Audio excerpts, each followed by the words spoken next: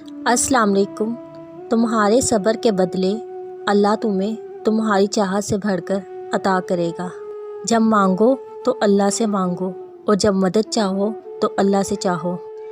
رب کہتا ہے توبہ کر لو تو گناہوں کو نیکیوں میں بدل دوں گا۔ میں نے اس شخص کو بھی معاف کر دیا جو 99 قتل کرنے کے بعد سچی توبہ کی نیت سے میری جانب بڑھا۔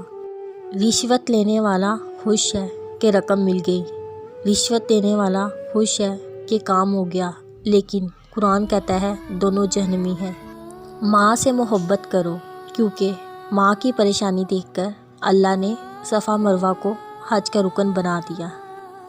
رسول اللہ صلی اللہ علیہ وسلم کہا کرتے تھے، اے اللہ مجھے بری عادتوں، برے کاموں، بری خواہشوں اور بری بیماریوں سے بچا، آمین۔ پریشانیاں تو ہزار ہیں، پر سکون دینے والا صرف اور صرف میرا اللہ ہے۔ عبادت ضرور کیجیے، مگر معاملات پر بھی توجہ دیں۔ کعبے کے چکر لگانے سے لوگوں کو دیے ہوئے چکر معاف نہیں ہوتے۔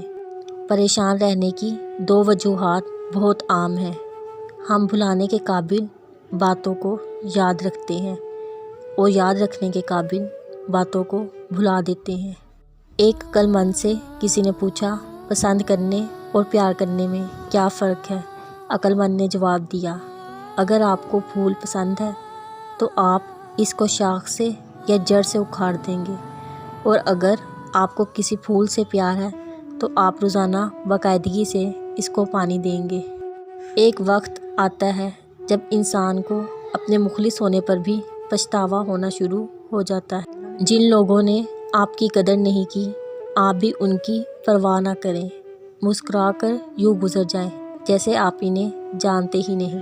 یقین رکھیے نئی منزلیں آپ کی منتظر ہیں۔ کچھ لوگ جب روتے ہیں اس لیے نہیں کہ وہ کمزور ہوتے ہیں، بلکہ اس لیے کہ مضبوط رہتے رہتے تھک جاتے ہیں۔ کچھ لوگوں کی عادت ہوتی ہے ہر بات پہ طعنے مارنا، مذاق اڑانا یا خامی نکالنا۔ ایسے لوگوں کی باتوں سے پریشان مت ہوں۔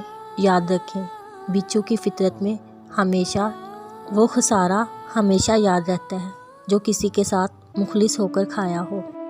اگر خوشی چاہتے ہو تو وقت پر عبادت کرو، اگر چہرے کو پر رونق بنانا چاہتے ہو تو تہجد نماز پڑھو، اگر سکون چاہتے ہو تو قرآن پڑھو، اگر صحت چاہتے ہو تو روزہ رکھو، اگر مصیبتوں کا حل چاہتے ہو تو استغفار کرو، اگر برکت چاہتے ہو تو درود شریف پڑھو، اگر مشکلات ختم کرنا چاہتے ہو تو لا حول ولا قوت الا باللہ پڑھو، اگر غموں سے نجات چاہتے ہو تو دعا مانگو، اگر بغیر تھکاوٹ نیکیاں چاہتے ہو تو اسے سمجھو یہ تمہارے والدین کے لیے صدقہ جاریہ ہے۔